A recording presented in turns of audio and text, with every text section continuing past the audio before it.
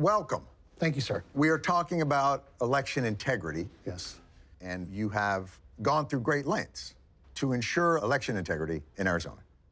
What I have done is as the Attorney General, I always tell folks, the job of our office is to enforce the law as it is. And if people don't like the law, then you can change your representatives. And we historically in this country, we settle our differences through exercising our First Amendment rights to speak and our right to vote. And so it's a very sacred obligation, and we need to protect.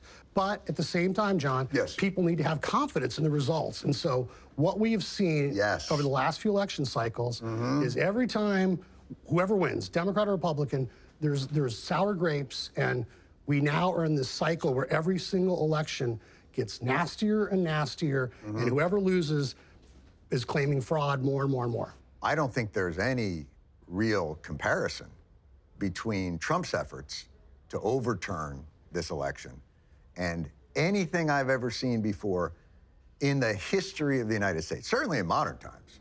Yes, I think we all agree to that. We all know, and I will tell you this, I do think, look, I understand, and I'm a Republican, and I know you and I may disagree on issues, but I do think it's important how we talk about issues that matter. And I do think people have to have confidence in the process, and I thought it was important, John. We spent, as an office, the legislature funds us, they created this election integrity unit, so we had run this stuff to ground. And we went through it, and there was reports, all these people, allegations of dead people voting, said the former president was talking about it, and we looked into it.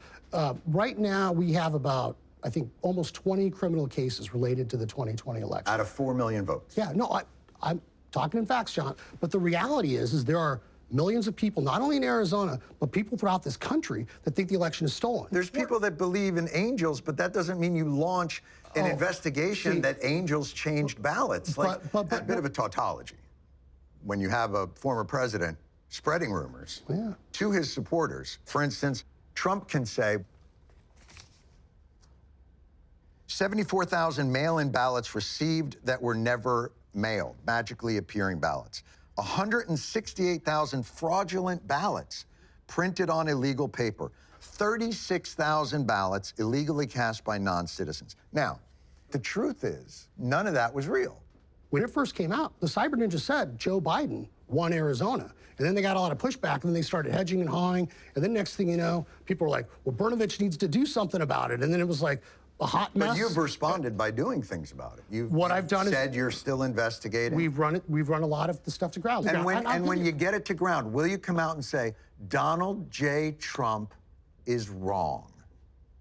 The election in Arizona was fair, not stolen, and not fraudulent. I've always been a straight shooter, and once all the facts and evidence are John, come on, man. I'm telling you. You have found no evidence that the election in Arizona was fraudulent or stolen from Donald Trump. Donald Trump lost Arizona, period. I've said that from the very beginning. There have been isolated incidences thus far that we've identified, and we are prosecuting. We still have some active investigations going on, but people can draw their own conclusions. There is no, people cannot draw their own conclusions. That's the point of the law. Yeah, it is. The law is that you have facts and you have fiction.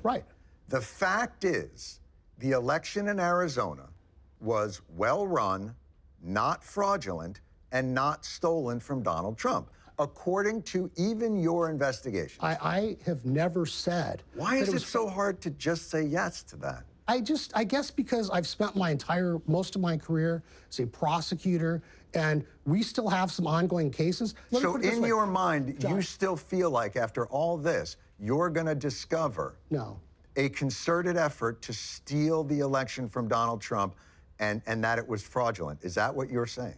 No, that's not what I'm saying. So why can't you say the election in 2020 was not stolen or fraudulent? I will tell you this, as I said. This is blowing my mind. Is it really? You can't say your conclusion before you go through the entire process. And that's what I said, you and I are disagreeing, because you think that somehow that makes me a weenie or that I'm entertaining conspiracy theories. John, if I thought there was widespread fraud, would I have certified the election or been part of that certification process? You seem like you're playing a little bit of a double game.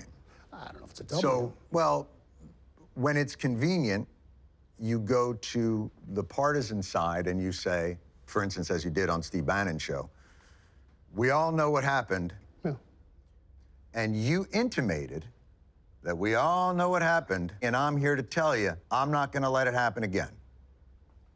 So what is it exactly that happened in Maricopa County that you're not gonna let happen again that was fraudulent? What I said in relationship to the Steve Bannon show, Yes. there was a lot of folks complaining about everything going on, and we pointed out that there was up to 200,000 ballots didn't have a proper chain of custody. And that's why if you listen to the whole Steve Bannon thing, he said, well, that's evidence of fraud. And I said, no, it's people can draw their own conclusions. What you don't want is someone to be able to say, aha, But these ballots didn't have the chain of custody, therefore it's fraud. There are checks and balances within the Maricopa system that any gaps in chain of custody are also cross-checked through signatures and verification, and you know that. It's all bullshit. And you know it's all bullshit. I think that elections in this country are, in the main, run incredibly well. I think that's a fact. But the real threat to democracy in this country is you have election officials who've been threatened and harassed, who are quitting in large number, right? And what the legislature has done has made giving someone an absentee ballot that didn't ask for it a felony. I can't tell you, our office received hundreds, thousands of calls and emails. I've gotten death threats. In fact, there's someone that just got indicted for threatening me over the 2020 election. So I know what it's like to be threatened. I know what it's like to have people literally threatening to kill you. So have election officials and vote recorders and all kinds of people.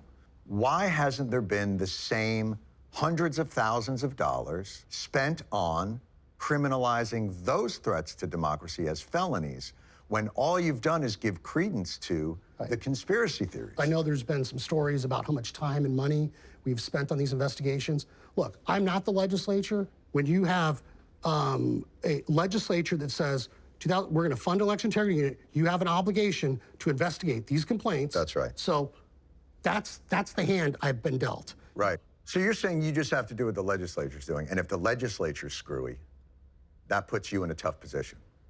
Is that what you're saying? I think we can agree on that. So it's dangerous to just allow ideological legislatures to kind of run roughshod, correct? There's supposed to be a separation of powers, yes. That's right.